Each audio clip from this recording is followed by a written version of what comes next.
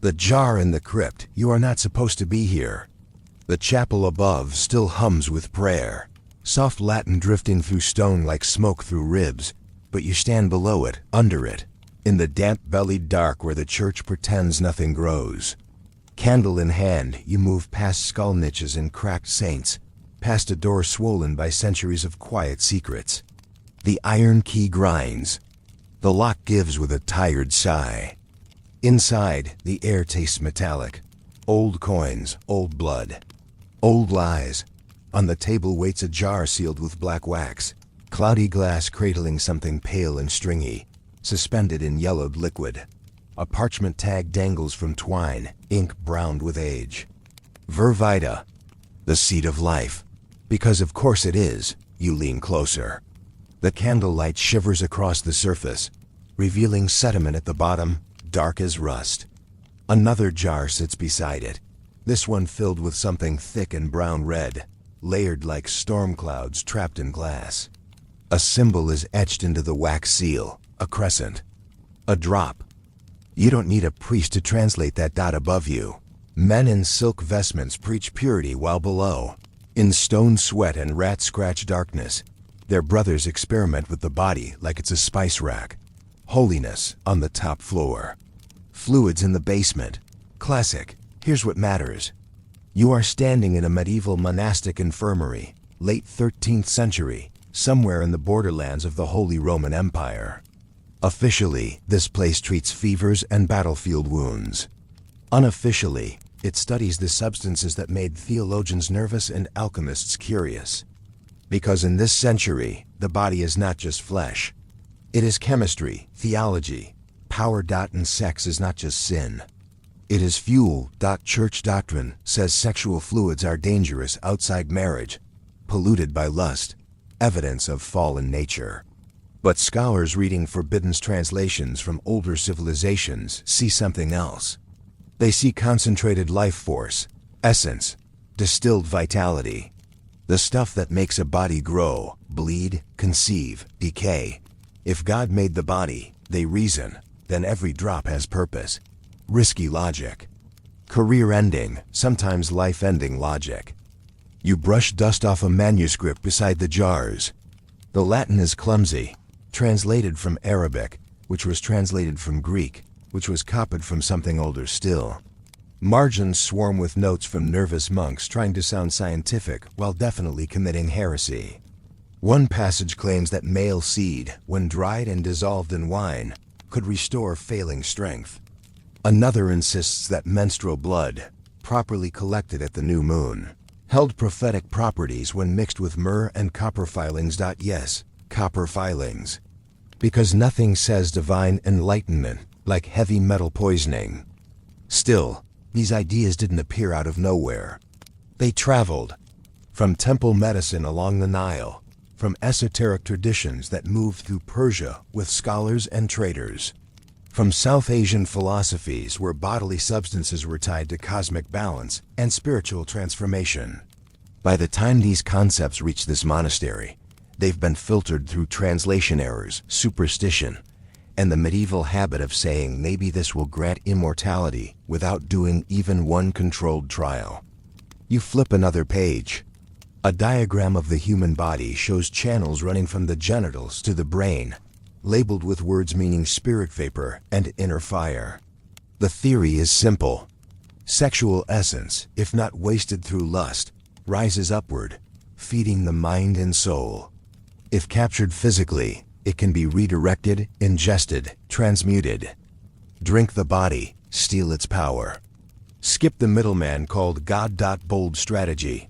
The Church publicly condemns such thinking as Gnostic nonsense and demonic deception. Yet monasteries like this quietly copy the texts anyway, filing them under medical curiosity.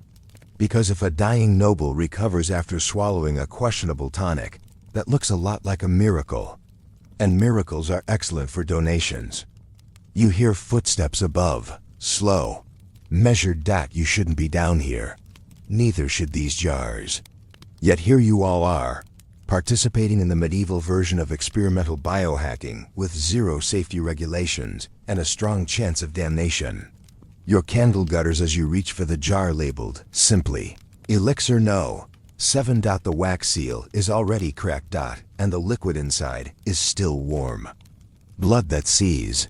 You return the next night. Of course you do. Curiosity has a stronger pull than salvation, and significantly worse long-term outcomes. This time you bring the manuscript to a desk near the crypt stairs, closer to escape, further from whatever faint warmth still lingered in that jar. The candlelight reveals a section written in a tighter, more confident hand, not a monk's script. A physician's. It references teachings traced to ancient temple practices along the Nile, where bodily fluids were not merely waste, but carriers of Heka, the animating force of the universe. Life was not abstract there. It flowed. It bled. It could, in theory, be transferred. Menstrual blood receives special attention, not as shame, not as impurity, as potency.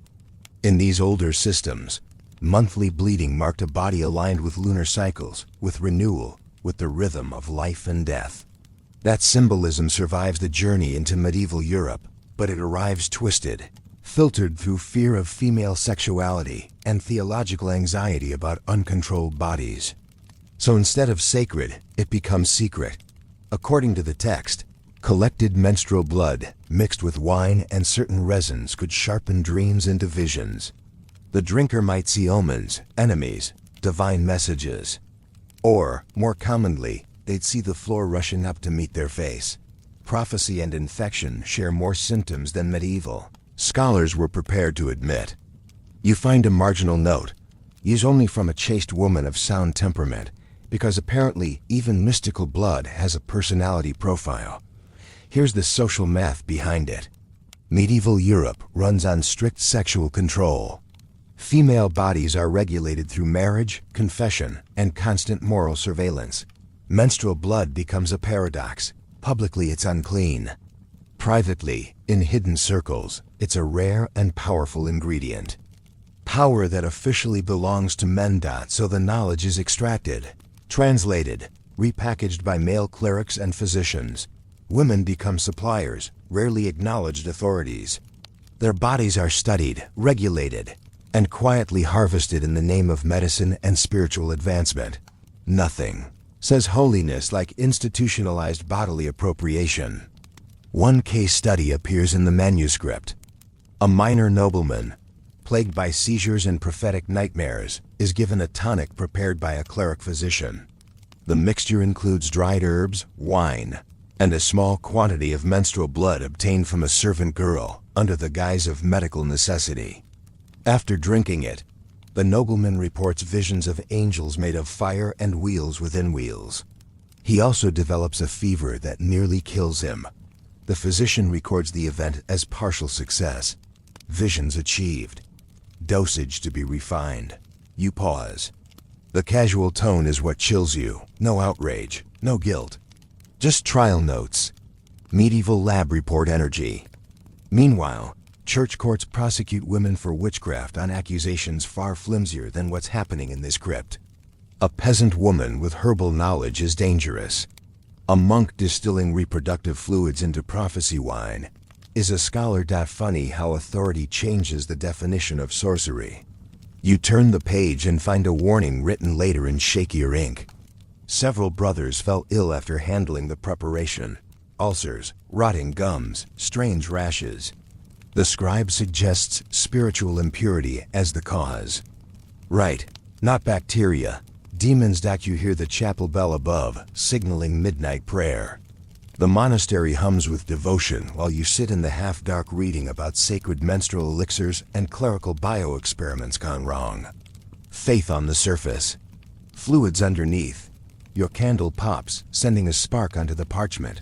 For a second, you swear the diagram of the moon phases has been updated in fresher ink, with tonight's date.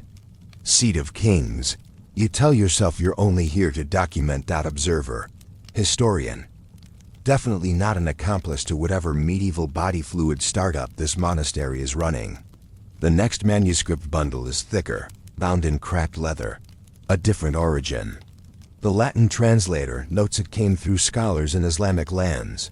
preserving medical and alchemical works from earlier Persian traditions. Names are cited with respect, especially Avicenna, though you quickly realize the monks understood about half of what they copied, and confidently improvised the rest. Close enough was the scientific standard of the day. This section focuses on male seed, not as moral failing, as concentrated vitality.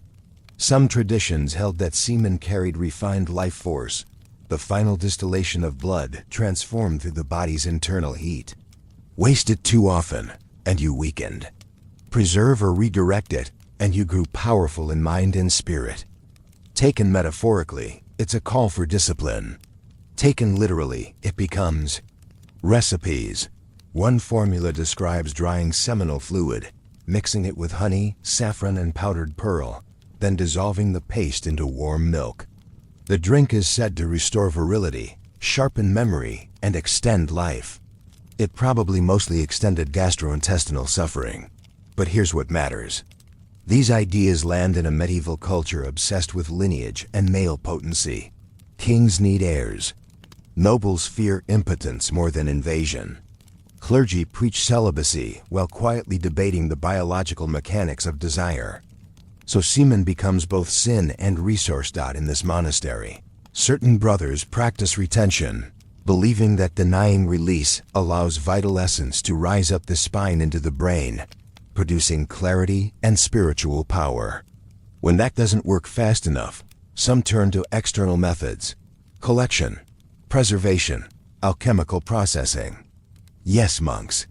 With jars. The hypocrisy would be funny if it weren't so deeply human. A case is recorded involving a minor lord who cannot produce an heir. A cleric trained in these esoteric methods prepares a restorative draft containing the lord's own dried seminal matter combined with herbs associated with heat and vigor. The logic is sympathetic magic. Like strengthens like. The lord reportedly sires a child within the year. Correlation becomes proof. Proof becomes doctrine. No one mentions that his wife is 20 years younger and previously married with children. Science, medieval edition. But the social control angle runs deeper. If male seed is life force, then controlling male sexuality becomes a matter of national stability and divine order. Excess is framed as weakness. Chastity becomes power.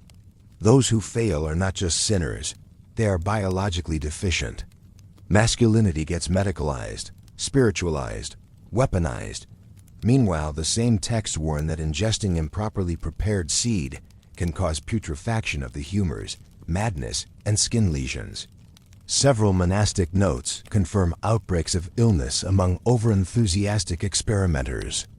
They blame imbalance of hot and cold qualities. You might blame pathogens still.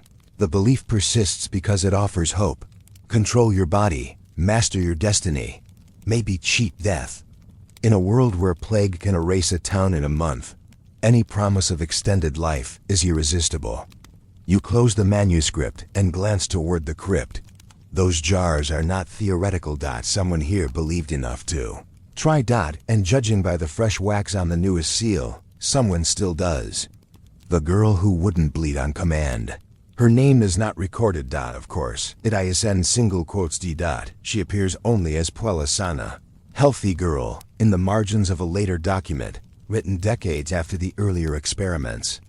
By now, church authority has tightened, universities are formalizing medicine, and open talk of fluid alchemy is more dangerous.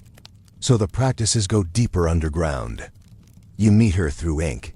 She works in the monastery kitchens, brought as a child from a nearby village in exchange for debt relief. She is described as strong, regular in her monthly courses, of compliant temperament. Ideal, in other words, for discreet medical procurement. The cleric physician overseeing the infirmary requests small cloths from her during certain phases of the moon, under the explanation that her humors are being studied for health. She is told it is holy work, that her body serves God. Convenient theology. At first, she obeys. Refusal is not a real option when your family's survival depends on obedience, and you sleep under the authority of men who speak for heaven.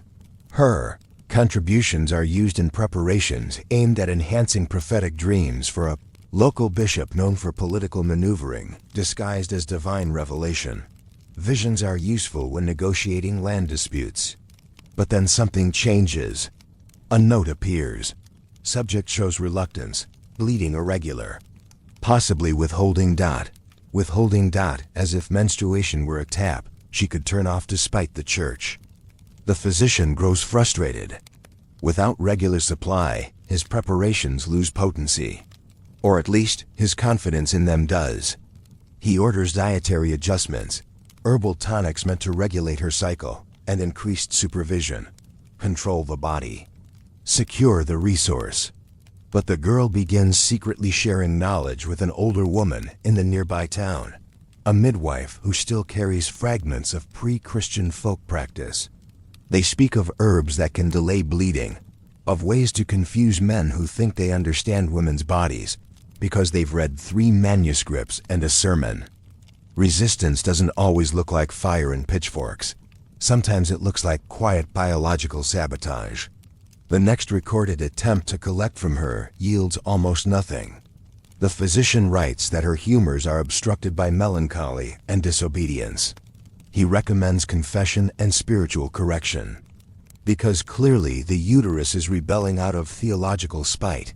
Soon after, the manuscript notes she is sent back to her village due to declining usefulness in the kitchens. No further mention, but in the same season, several of the bishop's visionary drafts failed to produce revelations. His political rivals gain ground. A land deal collapses. Cause and effect? Hard to prove. Still, you can't help noticing the timing.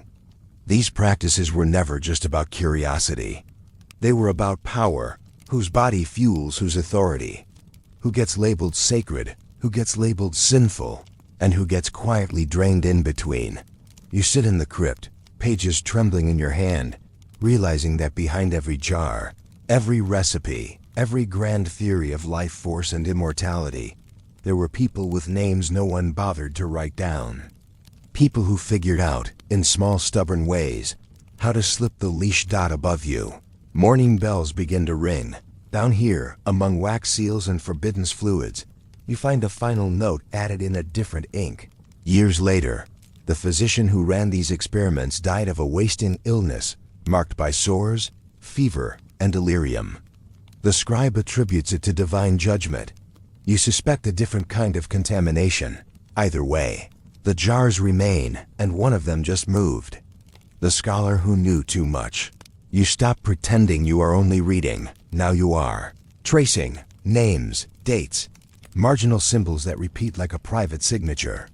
The same cramped mark appears beside the most extreme recipes, the ones involving distillation of sexual fluids with metals and rare resins. A circle pierced by 3 lines. Not monastic standard, personal. You find it again in a later folio referencing correspondence with scholars in the Eastern Mediterranean, where older medical traditions were preserved, debated, refined. The tone shifts here, less superstition, more process, measurements, failures noted without blaming demons every 5 minutes. Progress medieval style. The letters mention a physician trained in the great learning centers, once tied to the intellectual networks of the Abbasid Caliphate, where Greek, Persian, and Indian medical theories blended into something dangerously advanced for Europe at the time. His name is half scraped away by a later censor, but his influence is obvious. He treats sexual substances not as magic, but as concentrated biological material that can affect the body when ingested or applied. Still wildly unsafe. Just better footnotes. He argues that semen is a refined product of blood and heat, and that menstrual blood reflects cyclical purification and renewal. Not moral categories, physiological ones. His mistake is assuming medieval Europeans can discuss reproductive biology without spiraling into theology, shame, and someone eventually yelling heresy. His letters suggest cautious experimentation. Tiny doses, observations over weeks. Immediate discontinuation if fever develops. You almost laugh. This is the closest thing to ethical oversight this crypt has ever seen. But the monastery doesn't just copy his work, they escalate it. Because subtlety is for scholars. Local clerics want results that look like miracles. Fast, dramatic, donation-worthy. So the formulas grow stronger. Less dilution, more symbolic additives. Gold leaf for incorruptibility. Frankincense for holiness. Powdered bone from saints for divine endorsement. Spiritual branding, now with extra biohazard dot. Then comes the turning point. A young monk, recently arrived, volunteers to test a vitality elixir derived partly from his own retained and processed seed, enhanced with compounds inspired by Eastern alchemical texts. He seeks clarity of mind, freedom from temptation, and maybe a little reputation as the guy who cracked spiritual optimization. He records his early experiences, heightened focus, intense dreams, a sense of heat rising along the spine. He believes the theory is working. Essence becoming enlightenment. By week 2, the notes grow erratic. Skin lesions, mouth ulcers, a persistent metallic taste. He insists this is purification, the body burning off impurities. By week 4, someone else is writing. The monk is delirious, raving about light pouring from his skull. He dies before the next entry. The supervising cleric concludes the dosage was too high and the subject insufficiently prepared in prayer. You flip the page and find the same 3-line symbol in the margin. The scholar from the East had warned about this, but warnings travel slower than ambition. You hear wind move through cracks in the stone, a low whistle like breath through teeth. These men weren't cartoon villains. They were convinced they stood at the edge of divine biology, one breakthrough away from mastering the link between body and soul. Instead, they kept inventing new ways to poison themselves, and still, someone after them kept copying the recipes, because the promise never dies. Control your fluids. Transcend your flesh. Outsmart decay. You close the folio and notice a fresh scrap of parchment tucked inside, written in ink far newer than the rest. The 3-line symbol sits at the top. And the handwriting is not medieval. Courts, confession, and controlled bodies. You surface from the crypt into daylight and politics. Because none of this exists in a vacuum. Sexual alchemy thrives in the shadows created by extreme control over bodies in the light. Medieval society, whether under crown or crozier, runs on regulation. Who can touch whom? When? Why? Under what contract signed before God and 3 witnesses? The Catholic Church doesn't just guide souls. It polices bedrooms. Confession manuals from the 12th and 13th centuries list sexual acts with the precision of tax codes. Frequency, position, intention. Sin has categories. Desire has paperwork. So when underground practitioners claim sexual fluids contain power, they are playing with dynamite. If semen is life force, then wasting it becomes not just sin, but sabotage of divine design. If menstrual blood holds prophetic potential, then women's cycles become not private biology but contested spiritual territory. Control tightens. Surveillance deepens. Here's the twist. The same institutions condemning impure sexuality quietly benefit from the medical and mystical knowledge extracted from those bodies. Monasteries treat infertility. Clerics advise nobles on virility. Court physicians experiment at the edges of doctrine, as long as results serve power. Officially, chastity, obedience, purity. Unofficially, discrete collection, analysis, ingestion. You find court records from a nearby town. A woman accused of witchcraft for using her courses in charms to influence a man's affection. She is publicly shamed, forced to confess under threat. Her knowledge is labeled diabolical. Meanwhile, up in the monastery, similar substances are being filtered through Latin, blessed with prayers, and renamed medicine. Branding is everything. You walk past the town square where punishments are staged as moral theater. Stocks, whipping posts, public penance for sexual transgressions, bodies displayed as warnings. Shame as social glue. People learn quickly. Hide your desires. Hide your knowledge. Hide your cycles. Hide everything that might be turned into evidence. Except the elites can't hide biology. They need heirs. They need health. They need any edge over rivals. So they quietly fund the very experimentation they publicly denounce. A bishop condemns lust in the pulpit, then sends a private letter requesting a restorative tonic to strengthen his constitution. A noblewoman is told her infertility is God's will, while her husband consults clerics about potency elixirs made from ingredients he'd faint to hear described in church. Hypocrisy is not a bug in the system. It is the system, and in that system, marginalized people find small cracks to survive. Women share herbal knowledge coded as cooking tips. Midwives pass along cycle lore disguised as folk superstition. Men labeled impotent or deviant form quiet networks of mutual aid and secret remedies. Not all of these practices are safe. Many are desperate, but they are acts of agency in a world that treats bodies as property of God, state, and spouse. Back in the crypt, you realize the jars are just one layer of this story. Above them is a web of laws, sermons, fears, and ambitions that made such experiments both forbidden and irresistible. You run your finger over a confession manual left on a desk upstairs. One line stands out. Certain unnatural mixtures of bodily matter for purposes of divination or strength are grave sins. Someone underlined unnatural. Then, in the margin wrote, works anyway. The ink looks recent. And suddenly the past feels a lot less past. Plague years and desperate cures. Then comes the century that breaks everything. The mid-14th century. Trade routes carry more than silk and spice. Ships dock with rats, fleas, and a bacterium that will turn Europe into a map of mass graves. The Black Death doesn't just kill bodies. It shatters certainty. Prayer doesn't stop it. Wealth doesn't stop it. Rank doesn't stop it. When death is everywhere, people get experimental. Medical theory still runs on humors, balance, heat, and cold.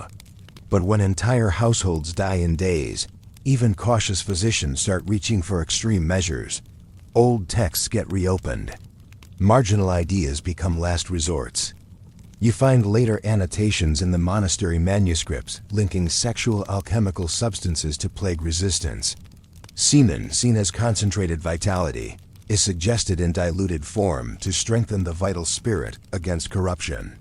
Menstrual blood, associated with purgation, is theorized to draw out poison if used in certain poultices. It's a biochemical Hail Mary. Desperation rewrites taboos. Things once whispered about as mystical shortcuts to enlightenment become emergency medicine. Clerics who once debated theology now argue dosage.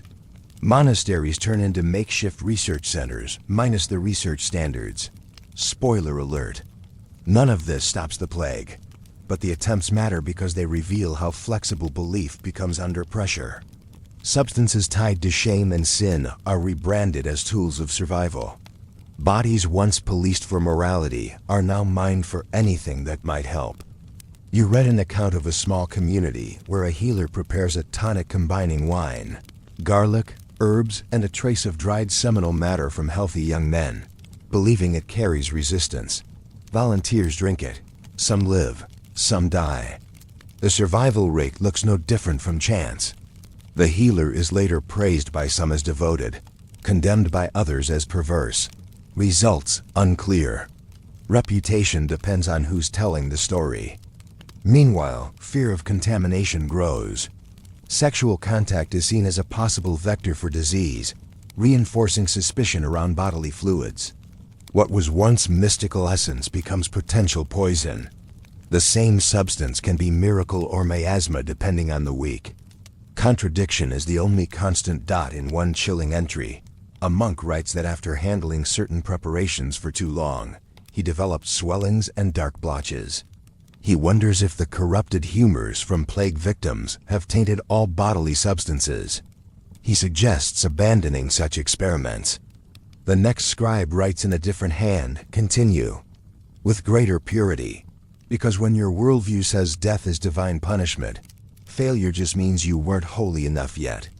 You step outside the monastery walls and imagine the landscape then.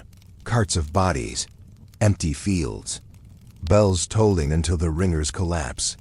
In that world, drinking a risky elixir made from taboo substances doesn't seem insane. It seems like doing something instead of waiting to die. And once people start crossing lines in crisis, those lines never quite return to where they were. Back in the crypt, one of the jars is labeled simply Contra Pestum, against the plague. The seal is intact, but the glass inside is cracked from the pressure of something that once boiled. The alchemist's confession. You finally find the voice behind the newer notes. Not a monk, not a medieval physician. A later hand, likely 16th century, when Renaissance curiosity starts peeling back old certainties while still clinging to plenty of wild ideas. The writer calls himself an alchemist trained in both university medicine and older esoteric traditions, passed down quietly through monasteries. Like this one, he claims to have inherited the jars. Family heirloom, but make it unsettling. His confession is part defense, part warning. He argues that earlier practitioners were not fools, just trapped in limited knowledge. They sensed that reproductive substances were biologically potent. They were right about concentration of life-related material, wrong about what to do with it. Without understanding infection, immunity, or microbiology, they played with vectors of disease while calling it spiritual science. He describes his own experiments trying to purify these substances through distillation, filtration, exposure to alcohol, and heat. He notes that some preparations caused fevers and lesions, others seemed inert. None granted visions, immortality, or reliable healing. Big surprise. Yet he hesitates to dismiss everything. He writes that the symbolism still holds psychological power. Belief alters perception. Ritual alters experience. People given these elixirs sometimes report strength or clarity, not from chemistry, but from conviction. Placebo, centuries before the word exists. Then his tone shifts. He admits that during an outbreak of illness in his town, he gave a diluted preparation to a dying relative in desperation. The man died anyway, but not before claiming to see light in long-dead family waiting. The alchemist cannot tell whether it was fever, faith, or the mind's last defense against terror. He seals the jars not because they work, but because the ideas inside them are dangerous. They tempt people to treat bodies as fuel, to justify exploitation in the name of higher knowledge, to believe power can be swallowed instead of earned. He writes one final line. We sought immortality in fluids and forgot the cost was always paid by someone else's flesh. You look up from the page, throat tight. Every era thinks it is smarter than the last, more advanced, less superstitious, and yet the pattern repeats. New language, new tools. Same hunger to extract, control, optimize the human body beyond its limits. Down here, in cold stone and dust, that hunger sits in glass jars. You reach to close the final manuscript, and from the shadows behind the shelves, you hear the soft clink of glass touching glass, like someone rearranging the collection. Fire, fear, and the return of old ideas. You follow the sound, past shelves of cracked leather and bone clasps. Past instruments that look like they were designed by someone who hated both medicine and people. In the back of the crypt, half hidden behind a collapsed rack, you find a newer crate. Not medieval, early modern. Rough wood, iron nails, a faded shipping mark from a port city tied to trade routes stretching from the Mediterranean to northern Europe. Inside are smaller bottles, cleaner glass. Cork stoppers instead of wax. Progress, apparently, means better containers for the same bad decisions. A folded paper rests on top, written in a firm humanist script. A date in the late 1500s, the era when Europe rediscovers classical learning, builds universities, paints ceilings with angels, and still burns people alive for invisible crimes. The writer references debates swirling through medical circles, influenced by figures like Paracelsus, who challenged traditional humoral theory and pushed the idea that specific substances could target specific diseases. Chemistry, not just balance. Dose, not just temperament. That shift should have killed sexual alchemy. Instead, it mutates. Now the language changes. No more talk of pure life force or lunar prophecy. Instead, reproductive fluids are discussed as highly active organic materials, carrying the signature of vitality. Distilled, tinctured, measured in drops, not gulps. Still wrong. Just with better branding. At the same time, Europe is deep in witch panic. Courts prosecute mostly women for maleficium, accused of using bodily substances in curses, love charms, fertility spells. Menstrual blood in particular is framed as dangerous folk magic. Meanwhile, educated men in private studies are experimenting with filtered extracts of the same thing, calling it natural philosophy. You can probably guess who gets the trial and who gets a research grant from a duke. A court record tucked into the crate tells the story of a midwife accused of using womanly blood to influence births and dreams. Under interrogation, she admits to traditional practices meant to protect mothers and infants. Nothing about prophecy wine or elite elixirs. She is convicted anyway. The physician who later buys her confiscated medical tools writes a paper on uterine influences on temperament, citing no sources. Knowledge moves upward. Blame stays below. The crate's documents suggest that some early modern practitioners believe tiny processed amounts of sexual fluids might stimulate the body's defenses against disease. An early, wildly misguided ancestor of immunological thinking. The logic is almost touching. Exposure to life essence builds strength. Instead, people get infections, fevers, and mysterious wasting illnesses that spread in ways no one can yet explain. Still, failures are blamed on contamination, moral impurity, or incorrect planetary timing. Never the core idea. You realize this is the through line across centuries. The substances change meaning depending on the story wrapped around them. Sacred, sinful, medicinal, diabolical, scientific, superstitious.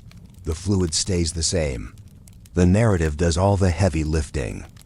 At the bottom of the crate is a final inventory list. Several jars noted as transferred to a private collection in the 17th century. Location redacted by water damage. Or by someone's careful hand. Which means the story doesn't end in this monastery. It spreads. And if the soft clink you heard earlier wasn't your imagination, someone may have come back looking for the originals. What we still try to bottle.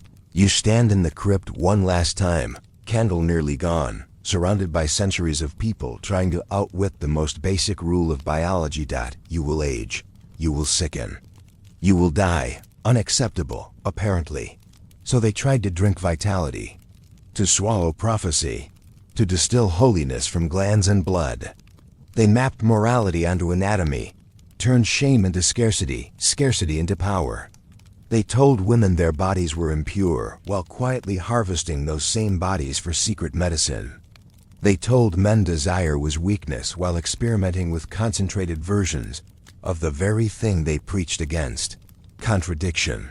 Built this room. From temple healers along ancient rivers, to Persian scholars preserving medical theory, to medieval monks with ink-stained fingers and terrible lab safety, to Renaissance alchemists flirting with early chemistry, the dream stayed the same.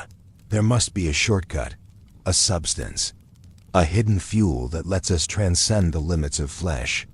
Sometimes the search looked like mysticism, sometimes like medicine, often like exploitation with a scholarly accent. And yes, occasionally people felt better after these treatments. Hope is a powerful drug. Belief can sharpen the mind, dull pain, even extend survival in small ways. But the grand promises immortality, guaranteed vision, invincible health, always collapsed under the same reality. Bodies are not batteries you can top up with someone else's. Fluids. You think of the kitchen girl who learned how to disrupt the system simply by refusing to bleed on schedule. Of the monk who chased enlightenment and found infection. Of the midwife condemned while clerics borrowed her knowledge and rebranded it. History remembers the theories. It forgets the bodies.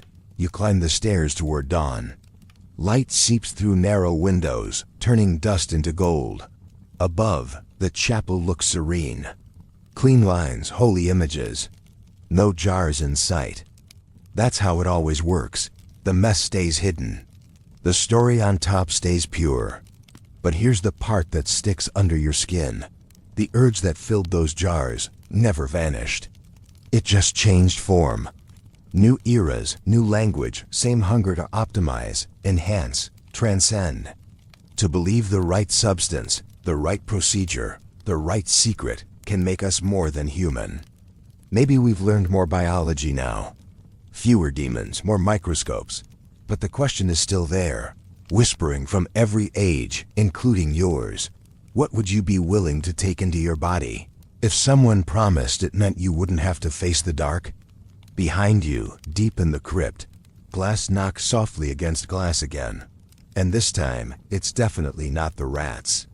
The things we never outgrow. You step out into morning light, but the dark comes with you. Stone walls, holy songs, clean robes above ground.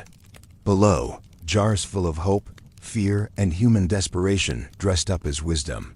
Centuries apart, different languages, different gods, same craving. To bend the rules of flesh. To find power in the most forbidden places. To believe the body hides a cheat code to life itself. Sometimes that search looked like faith. Sometimes like science. Sometimes like quiet violence against people who never got to write their own names in the margins. Here's the part that lingers. The past is not just bones and dates, it is patterns. Every age believes it is more rational than the last. More enlightened, less superstitious. Yet the hunger stays the same. Live longer. Feel stronger. No more. Pay later. Those monks in the crypt were not monsters in a story. They were humans staring at death the same way we do, just with worse equipment and far stranger smoothies. And the real question, the one they never answered, is still waiting. When fear of mortality starts whispering in your ear, when someone promises power, clarity, youth, or transcendence in a bottle, a pill, a ritual, a secret, will you recognize the echo of those glass jars in the dark? Or will you tell yourself this time is different? If you made it this far, you already know history's favorite trick. It changes the costume, not the plot. Stick around. There are a lot more shadows to explore.